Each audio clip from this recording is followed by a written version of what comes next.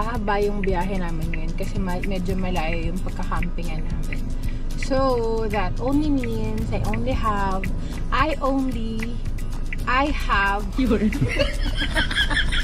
I have a lot of time to sleep. Ang galing na mag-drive ah. Tulog ako maya. Ang gago mo ba?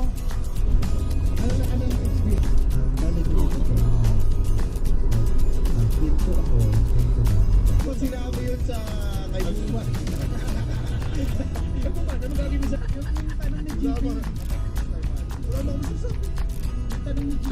We are going to camp in Camp Awol in Real, Quezon.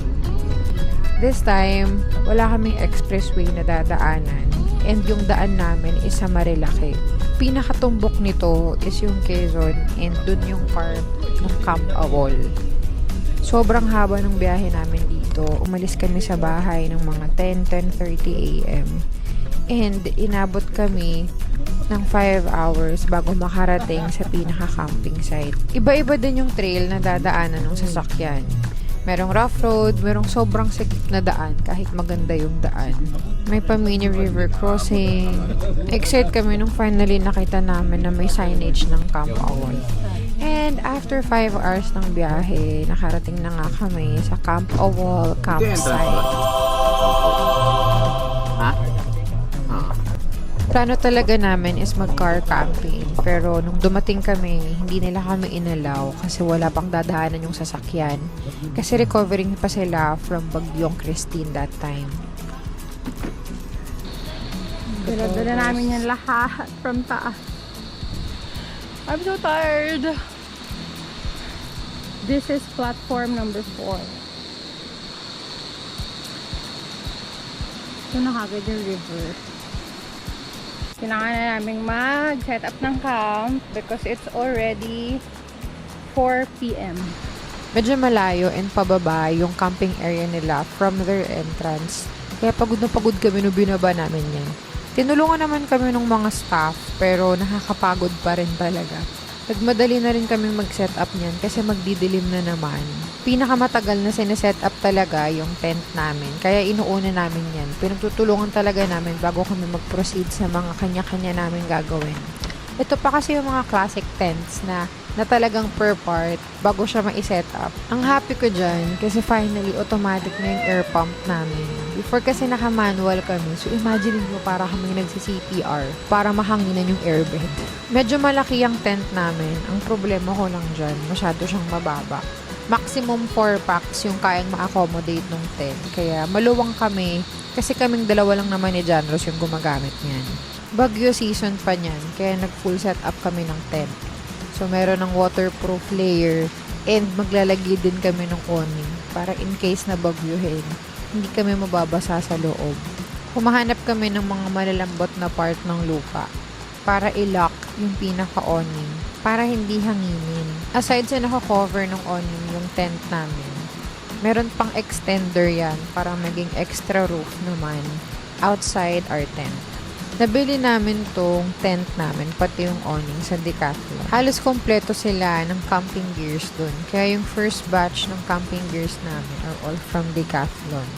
Last part na ng awning niyang sinesecure ni Janros. Kasi, tignan nyo, biglang nagpasiklab ang hangin.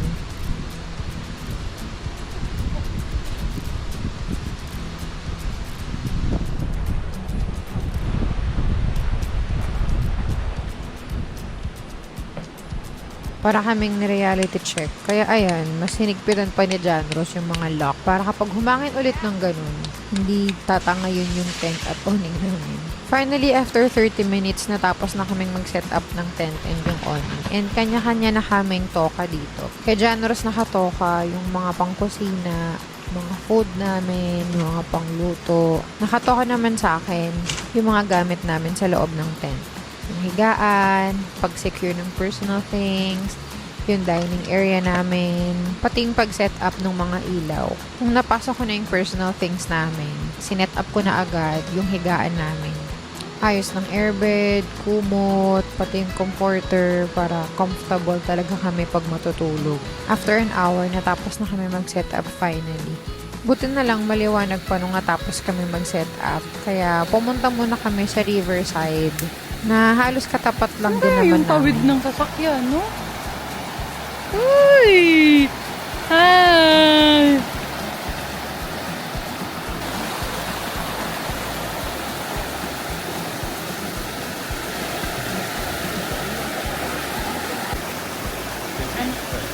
Saglit lang kami nag-check ng river and bumalik na rin kami sa camping area namin to prepare naman for our dinner.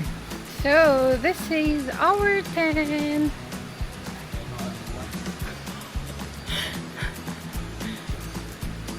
Diyan na rin yung ibang campers. So, nakapag-set up na kami. Look at our setup. So, ito yung mga camp lights namin.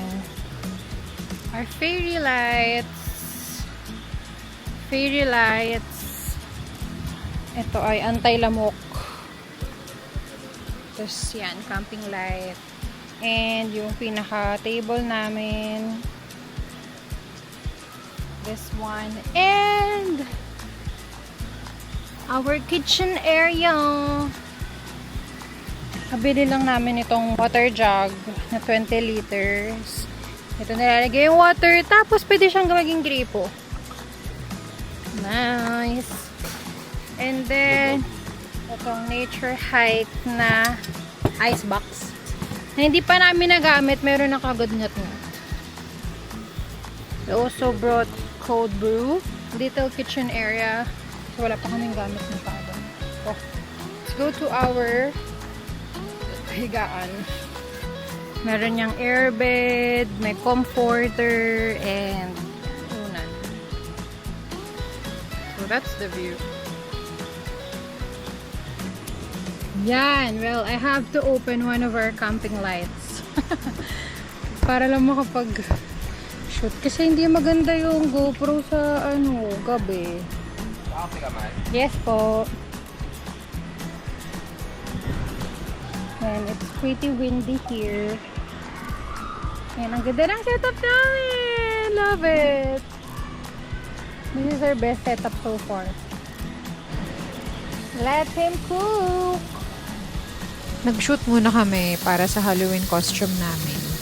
Tapos, nag-prepare na rin agad si Janros for dinner. Itong ramen steak talaga is pang merienda dapat namin. Pero dahil late na nga kami nakarating, gagawin na rin namin siyang pang dinner kasabay ng tuna namin. May tumambay pa na dog sa harap ng camping area namin. Ayan siya. Hi! Bangon? They provide radio para easier access or easier communication sa nila, sa mga staff nila. So, sabi nila parang babanggitin mo lang, kasi kami nasa platform 4. Babanggit ka lang ng Kampilan, platform 4, tapos kung ano yung kailangan. Ay, diba? Marami silang amenities dito, pero may mga hindi available ngayon dahil kakatapos lang ng bagyo. So, nasira daw yung river pool nila, pati yung zipline, under maintenance. Pero bukas magta-try kami ng giant swing. Ay, gusto pa pala ni Janros yung fish pond, yung fish massage. Sobrang hangin, no need na kaming magbukas ng mga fans na chinarge namin. Tapos ang nice na meron na rin mga platforms for tent pitching. At ako to first sa South Korea. Nice na meron din silang ganito. Parang sa lahat ng napag-campingan namin, ito pa lang yung may platform for tents.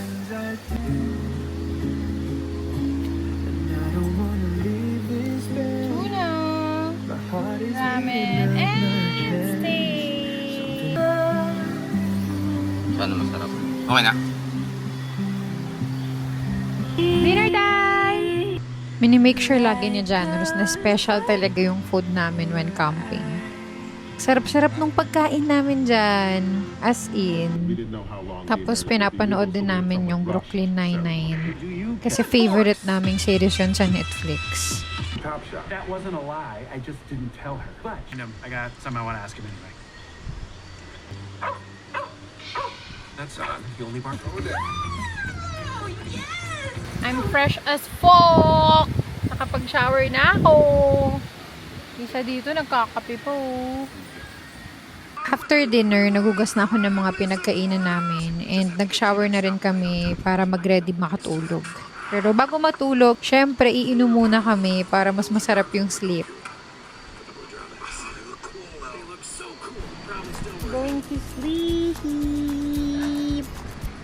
Look, we have new pillows from Mountain Hiker. Yung baby! Good morning! O diba, ang early bird pag nagka-camping, 6:10 a.m. pa lang. Sobrang lakas ng tunog ng river. Ito lang kasi siya. Sobrang lakas ng agos ng river dyan. As in, ang lakas-lakas ng tunog niya.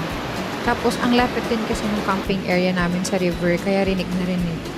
Kahit nung gabi na natulog kami, rinig na rinig talaga yung agos. Ang tibay ng pagkakaset up.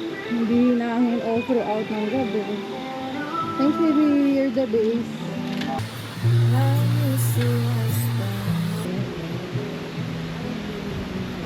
Breakfast. We have eggs and sourdough. Bakit onti lang? Marami itong ano. Masyado ko lang madami.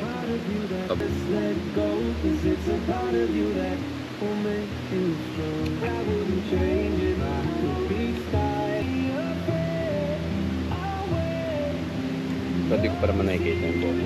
Hindi mo magmimigsan sa chan mo? Orange, sa kape? Dahil mayayaman.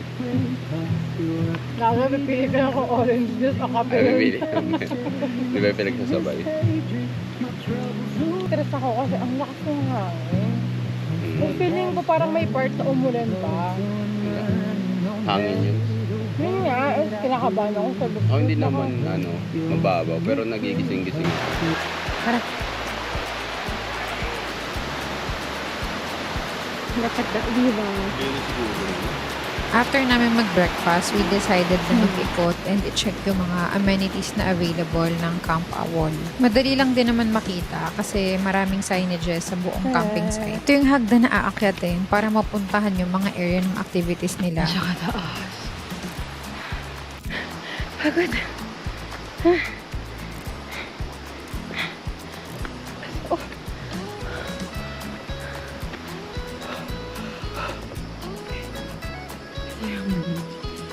Sobrang taas talaga niyan and yung pinakatuktok is yung activity area nila. May wall climbing, yung giant swing, pati yung zipline na pare-parehas closed. And andyan na rin yung hanging bridge. Nakatakot? Kasi pababa? Parang dapat kasi paakyat yun. Medyo lalayo ako para hindi tayo. Nag-create ng super pressure. It's my time! Dahan-dahan lang! Ah! Tira mo ako ah.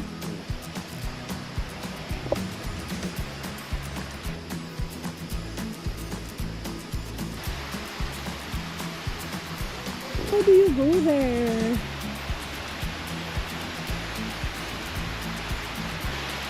Kailangan may kasama dyan?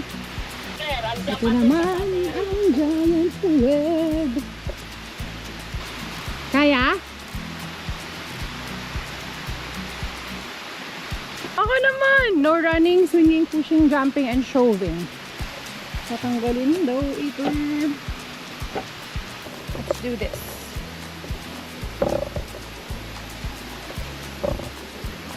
Guys, inuna ko yung safety ko dito kaya sobrang gulo ng video ko dyan. Kasi buhay o video? Siyempre buhay, di ba? We're in a giant web! Ay, dapat, ano ang kita doon? Picture lang ko na. Pupunta ka pa doon? Picture mo na tayo sa selfie tayo.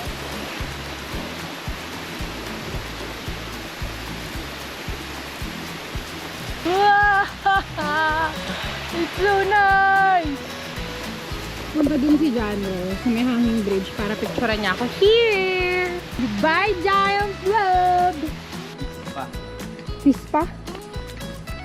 May fish pond din sila.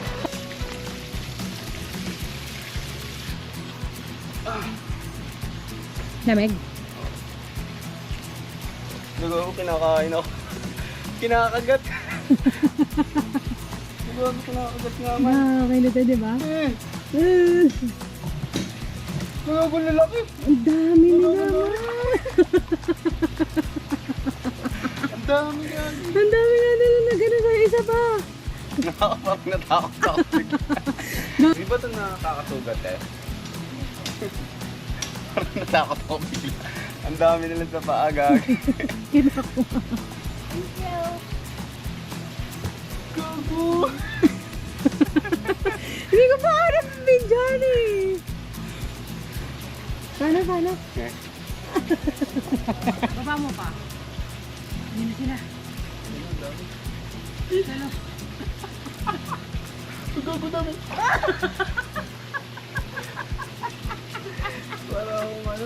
After ma-stress ni Janro sa fish pond, tumambay lang kami saglit dito sa upuan. Oh, chickens. Nag-enjoy ka ba, man? Talaga? Diyos mo, ba't makita na ng nilab mo? Ang tara!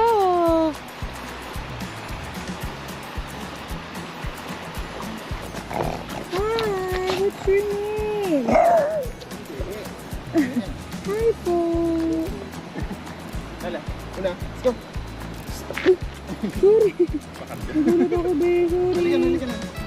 Ayaw kang bumaba. Tatlok. Pwede pala kami dito mag-camp na lang dito sa port na.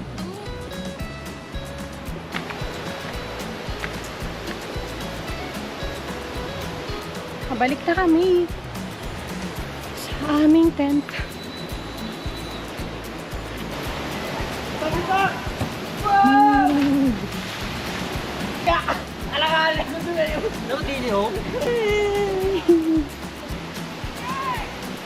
Kaligo na ako.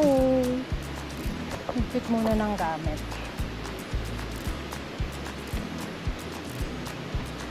Look at this. Meron pang pillow sheets. Kasi yung open lang. Pag-ibig.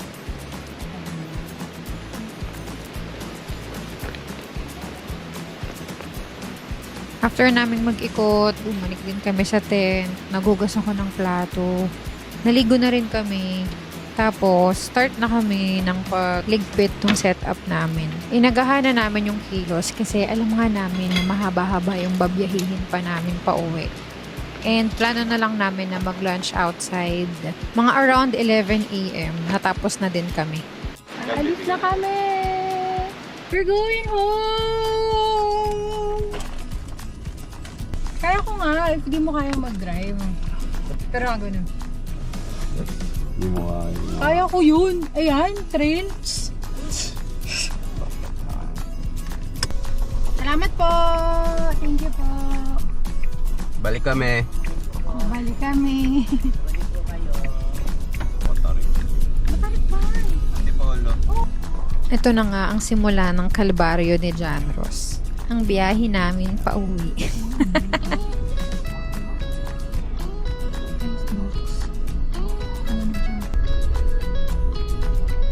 Wala pa kami sa kalahati, pero nag-stop over na kami dyan para ma-stretch yung katawan niya. Super saglit lang naman, tapos dumiretso na rin kami ng alis. Inabot na kami ng gabi sa biyahe. Oh my gosh. We're home! Sino napagod sa 6 hours na biyahe? Hindi lang 6 hours. Ay, 7 hours! 11 times. Diyos ko ba? It's, 6:11 months. 11 tayo umalis doon. Sobrang tagal ng biyahe. At sa lahat ay may traffic. Bye! Paano gabi ka? Bye. We're home! Fucking home! Alvin! Parang di ka naman excited makita ako.